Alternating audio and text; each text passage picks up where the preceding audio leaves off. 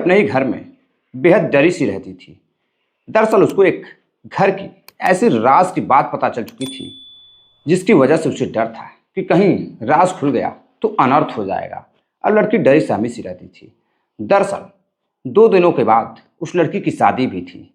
लड़की की शादी होती है, वो अपने घर चली जाती है, लेकिन वह जाते जाते एक चिट्ठी लिखती है और चिट्ठी उस व्यक्ति के लिए लिखती है जिसको यह राज जानना जरूरी था। लेकिन वो अपने अलमारी में चिट्ठी रख देती है और फिर चिट्ठी वहां से गायब हो जाती है। शादी हो जाती है और ठीक शादी के 1 साल बाद जिस व्यक्ति तक यह चिट्ठी पहुंचनी चाहिए थी उसी व्यक्ति का कत्ल हो जाता है। और कत्ल इतना खौफनाक होता है कि फिर लोगों की रूह कांप जाती है। पुलिस आती है, जांच पड़ताल करती है, तभी वो चिट्ठी जो 1 साल पहले लिखी गई थी 1 साल बाद कहीं से निकलकर सामने आती है। और फिर उसी चिट्ठी से पुलिस ने सारे राज खोल दिए, पर्दाफाश किया एक कत्ल का। और फिर लोग उस घटना को सुनकर हैरान रह गए। तो नमस्कार, प्रणाम, मैं आपका अपना विशु राय हाजिर हूँ जुर्म की दुनिया की एक और नई कहानी के साथ। साथियों, मैं बात कर रहा हूँ राजस्थान के बारां की।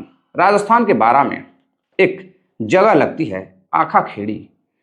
आखा खेड़ी में साल 2019 का कोविड का दौर चल रहा था।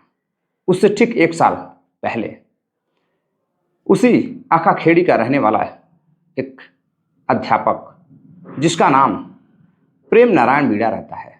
प्रेम नारायण मीणा एक अध्यापक रहता है जो सरकारी यानी कि प्राइमरी का अध्यापक रहता है। सरकारी स्कूल में पढ़ाया करते थे। अब इधर कुछ दिन और गुजरता है, सब कुछ सही चल रहा था। लेकिन 26 मार्च साल 2021 सुबह का समय था। एक उनका भतीजा जिसका नाम राजू रहता है, राजू सुबह सुबह दूध लेने के लिए जब उनके घर जाता है तो वो जोर जोर से आवाज़ लगाता है, लेकिन कहीं से कोई निकलकर बाहर नहीं आ रहा था। वो अपने चाची को भी आवाज़ देता है, लेकिन ना तो मास्टर साहब निकल कर आ रहे थे ना चाची निकल कर आ रही थी। इधर उसे पता था कि जो गेट था वो सिर्फ आपस में चिपका रहता था। वो गेट खोलकर किसी तरह अंदर जाता है तो दरवाज़ा भी बंद था, लेकिन कहीं से दरवाज़ा उठाने पे वो दरवाज़ा खुल जाता था। उसे इस जो दरवाजे वाली बात थी वो पता थी। वो जोर जोर से चिल्लाता लेकिन कोई सुनता नहीं है। वो सोचता है आखिर क्या हो गया, घर में सभी लोग अभी तक सो रहे हैं क्या। राजू जाता है, दरवाज़ा धीरे से खुलता है। अंदर जैसे ही घुसता है तो देखता है कि बरामदे में उसके चाचा खून से लथपथ हैं। इधर देखते ही जोर जोर से चिल्लाने लगता है और फिर अंदर से उसकी चाची निकलकर एक कमरे से आती हैं और जैसे ही बाहर निकलती हैं अपने पति की जो हालत देखती हैं, बेड पर चारपाई पर पति सोया हुआ है और उसके शरीर पर कई वार किए गए थे, चारों तरफ खून फैला था। उसे देखकर उनकी पत्नी बेहोश हो जाती है, राजू की चाची बेहोश हो जाती हैं। और फिर तभी राजू देखता है कि जो एक सामने कमरा है उसमें से बच्चों की आवाज़ आ रही है। जाकर दरवाज़ा खोलता है, उसमें कुंडी लगी हुई थी। बाहर से कुंडी खोलता है तो अंदर से मृतक यानी कि जो प्रेम नारायण शिक्षक रहते हैं उनके 2 बच्चे, एक ऋचा और वैभव, निकल कर आते हैं। सामने देखते हैं कि उनके पिता की लाश पड़ी हुई है, खून से लथपथ है। वह जोर जोर से चिल्लाने लगते हैं, चीखने लगते हैं। और जो उनकी पत्नी रहती है जिसका नाम रुक्मिणी रहता है वह भी बेहोश हो जा रही थी, उसके दांत लग जा रहे थे। बच्चों को चुप करा रही थी और बच्चों को सीने से लगाकर रोए जा रही थी। इधर देखते ही देखते आवाज़ सुनकर आसपास के लोग, गांव के लोग भी इकट्ठा हो जाते हैं। अंदर जाते हैं तो देखते हैं कि चारपाई पर प्रेम नारायण की लाश पड़ी हुई है और खून से लथपथ है। इधर उसमें से एक व्यक्ति पुलिस को फ़ोन करता है।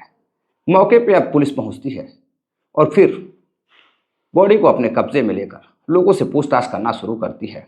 देखते ही देखते डॉग स्क्वाड की टीम और भी कई टीमें आ जाती हैं। अब इधर जांच पड़ताल शुरू होती है। जो खोजी कुत्ते थे वो ऊपर नीचे अगल बगल घूमते हैं, लेकिन घर से बाहर नहीं जा रहे थे। वह घूम फिर कर घर ही में आ रहे थे। अब इससे पुलिस का शक होता है कि कहीं मारने वाला कोई घर का ही व्यक्ति तो नहीं है। बार बार ये खुद ही कुत्ते घर में ही क्यों आ रहे हैं? कोई तो ऐसा है जो कुछ न कुछ तो जानता है। अब इधर पुलिस सभी से पूछताछ करती है, पत्नी से पूछताछ करती है तो पत्नी बताती है कि वह कमरे में सो रही थी। इधर बच्चों से पूछा जाता है तो बच्चे बताते हैं कि वो अलग कमरे में सो रहे थे। इधर राजू से बार बार, एक नहीं, दो बार नहीं, 3 बार पूछा जाता है कि कहीं ऐसा तो नहीं कि दूध लेने जो भतीजा राजू आया था कातिल वही है। उससे भी पूछा जाता है लेकिन बार बार एक ही बात कह रहा था कि साहब, मैं हमेशा दूध लेने आता हूँ, ये मेरे चाचा हैं, और जब मैं अंदर आया तो दरवाज़ा अगर बंद रहता है तो भी जो घर में आने जाने वाला व्यक्ति है दरवाज़ा खोल सकता है, अंदर से हाथ डालकर दरवाज़ा खोला जा सकता है। मैंने दरवाज़ा खोला तो देखा कि अंदर बरामदे में चाचा खून से लथपथ हैं। फिर मैंने जोर जोर से आवाज़ें लगाई, लोग इकट्ठा हो गए और मैंने देखा कि चाची अलग कमरे से आ रही हैं और सामने एक रूम है, उसमें बाहर से कुंडी लगी थी, अंदर से बच्चों की आवाज़ आ रही थी। मैंने खोला तो बच्चे अंदर से निकल कर आए। अब पुलिस को कुछ शक होता है कि चाची अलग कमरे में थी, यानी कि मृतक की पत्नी अलग कमरे में थी और इधर बच्चे अलग कमरे में थे। पुलिस अब बच्चों से पूछताछ करती है, तभी उसमें से एक लड़की एक चिट्ठी लेकर आती है और उस पुलिस वाले को देती है। पुलिस वाला जब उसे पढ़ता है तो वो देखता है कि चिट्ठी तो 1 साल पहले लिखी हुई थी और चिट्ठी में एक ऐसा राज लिखा हुआ था जिसे पढ़कर पुलिस वाले भी हैरान रह जाते हैं। दरअसल उस चिट्ठी में लिखा था कि घर का जो नौकर है वो अपने पिता से उनकी बड़ी बेटी, जिसकी 1 साल बाद शादी हो जाती है, चिट्ठी लिखने के 1 साल बाद यानी कि साल 2021 में कत्ल होता है और ठीक 2020 में वो चिट्ठी लिखी जाती है। तो बड़ी बेटी लिखती है कि पिताजी, घर का जो नौकर है मुझे सही नहीं लगता है, इसका चाल चलन कुछ सही नहीं है, इसे घर से बाहर कर दीजिए। बस इतना लिखा था कि पुलिस को कुछ शक होता है। अब पुलिस पूछताछ करती है तो उसकी बीवी रुक्मणी से, तो रुक्मणी नौकर के बारे में बताती है। जो नौकर रहता है उसका नाम जितेंद्र रहता है। जितेंद्र से भी पूछताछ होती है लेकिन इधर उधर की बातें करता। तभी रुक्मणी से अब पुलिस पूछताछ करने लगती है। अब एक टीम का गठन भी किया जाता है, जिस टीम में साइबर एक्सपर्ट रहते हैं सत्येंद्र सिंह। सत्येंद्र सिंह भी पुरजोर कोशिश करते हैं पता लगाने की कि आखिर माजरा क्या है, कत्ल क्यों किया गया था। गांव के लोग भी जानना चाहते थे कि प्रेम नारायण का कत्ल क्यों किया गया, प्रेम नारायण का कत्ल क्यों किया गया, कातिल कौन है। और इधर पुलिस भी अपना जांच पड़ताल कर रही थी। तभी नौकर को बुलाया जाता है और नौकर से जब पूछताछ की जाती है तो नौकर फंस जाता है और फिर वो ऐसी कहानी बताता है जिसको सुनकर सभी हैरान रह जाते हैं। दरअसल साथियों, जितेंद्र साल 2018 में जो रुक्मिणी रहती है वो अपने पति प्रेम नारायण से कहती है कि मैं काम करके थक जाती हूँ, मुझे नौकर की ज़रूरत है। एक नौकर चाहिए जो घर का काम किया करे, बच्चों की देख रेख किया करे। घर में बड़ी बेटी भी थी, उसकी शादी तय हो चुकी थी। इधर बच्चे घर में पढ़ने वाले थे। तभी प्रेम नारायण एक नौकर की तलाश करता है जिसका नाम जितेंद्र रहता है और जितेंद्र मालकिन से अपने यानी कि रुक्मिणी से 8 साल छोटा रहता है। हैंडसम नौकर और 65,000 रुपये सालाना उसे देने की बात होती है। वो घर में काम धाम करना शुरू करता है, लेकिन किसी बात को लेकर अब रुक्मिणी और प्रेम नारायण में झगड़ा होने लगता है, यानी कि पति पत्नी के बीच अब कुछ सही नहीं चल रहा था। अक्सर कर पति जब भी प्रेम नारायण घर आता था तो अपने गांव चला जाता था, 1-2 दिनों के लिए आता था और फिर अपने ड्यूटी पर जहां उसकी पोस्टिंग थी वहां चला जाता था। फिलहाल कुछ महीनों से उसकी पोस्टिंग मध्य प्रदेश के गुना में थी, गुना जिले में। वहीं से वो 15-20 दिनों पर 1-2 दिनों के लिए घर आता था। इधर लड़की की शादी तय हो चुकी थी, शादी की तैयारी प्रेम नारायण कर रहा था और इधर रुक्मिणी नौकर से दिल लगा बैठती है, पति से दूरी बनती है और फिर जितेंद्र से रुक्मिणी दिल लगा बैठती है। अब उसके साथ रातों रातों को अतरंग खेल खेला करती थी। इधर साल 2019-20 का समय, कोरोना अपने चरम स्तर पर था, छुट्टियां चल रही थी, सभी लोग घर पर थे। अब इधर रुक्मिणी और नौकर यानी कि रुक्मिणी और उसका प्रेमी दोनों एक दूसरे से मिल नहीं पा रहे थे। दोनों मिलने को बेताब थे, काफ़ी परेशान थे। और इधर पति घर पर था, तो दोनों बेहद परेशान होते हैं। अब उन्हें समझ में नहीं आ रहा था कि वो क्या करें। अब दोनों मिलकर एक प्लान तैयार करते हैं। प्लान के तहत जो जितेंद्र रहता है वो अपने दोस्त से मिलकर उसे 20,000 रुपये देता है और उसे कत्ल करने के लिए मनाता है। कत्ल करने के लिए मनाता है, पत्नी भी शामिल होती है। और जैसे ही कोविड बीतता है उसके बाद अपने नौकरी पर पुनः प्रेम नारायण बच्चों को पढ़ाने के लिए गुना चला जाता है मध्य प्रदेश। वैसे ही इधर उसकी पत्नी नौकर के साथ कमरे में रहती है। जब नौकर के साथ कमरे में रहती है, साल 2020 नौकर के साथ कमरे में रहती है, तभी बेटी को शक होता है। बड़ी बेटी कमरे की तरफ जाती है तो देखती है कि माँ नौकर के साथ आपत्तिजनक स्थिति में कमरे में है। वो सब कुछ समझ जाती है। अब 2 से 3 दिनों बाद उसकी शादी रहती है। इधर पिता हमेशा नाराज रहता था, पति पत्नी के बीच बनती नहीं थी। शादी से 2 दिन पहले जैसे ही पिता घर आता है, बेटी एक लेटर लिखती है कि पिताजी, माँ और नौकर के साथ कुछ भी सही नहीं चल रहा है। नौकर की नीयत सही नहीं है, उसे घर से बाहर कर दीजिए।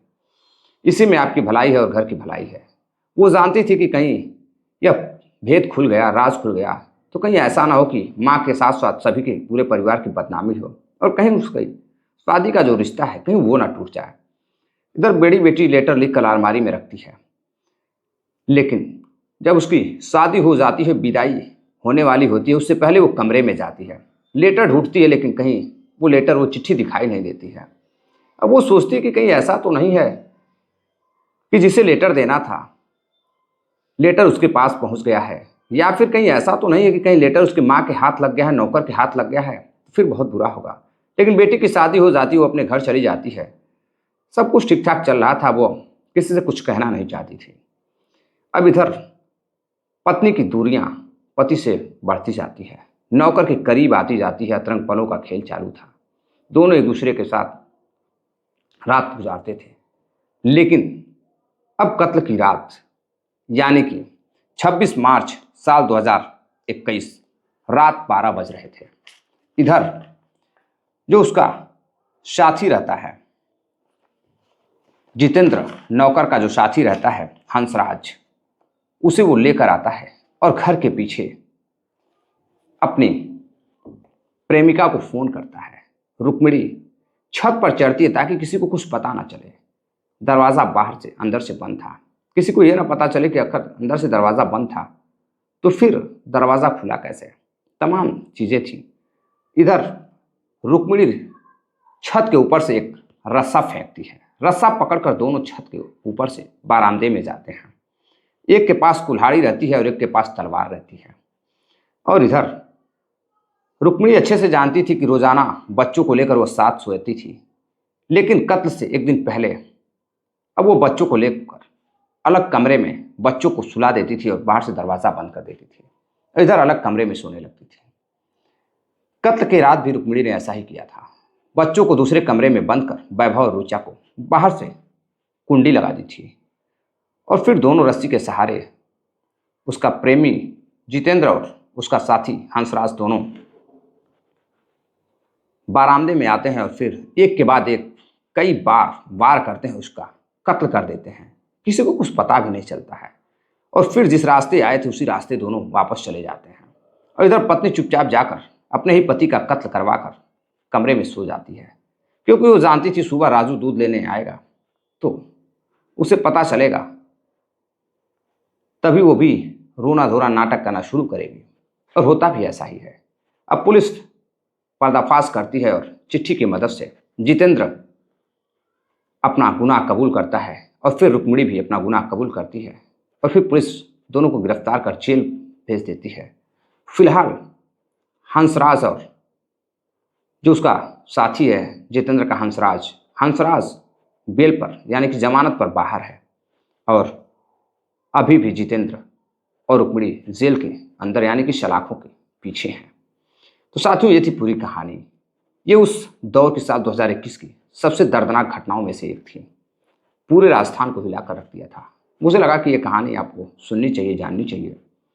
तो साथियों, इस घटनाक्रम को सुनाने का उद्देश्य आपको जागरूक करना है, किसी को हैरान करना या परेशान करना नहीं है। मिलते हैं एक और नई कहानी के साथ, तब तक के लिए अपना प्यार दीजिए, सपोर्ट दीजिए। नमस्कार, जय हिंद।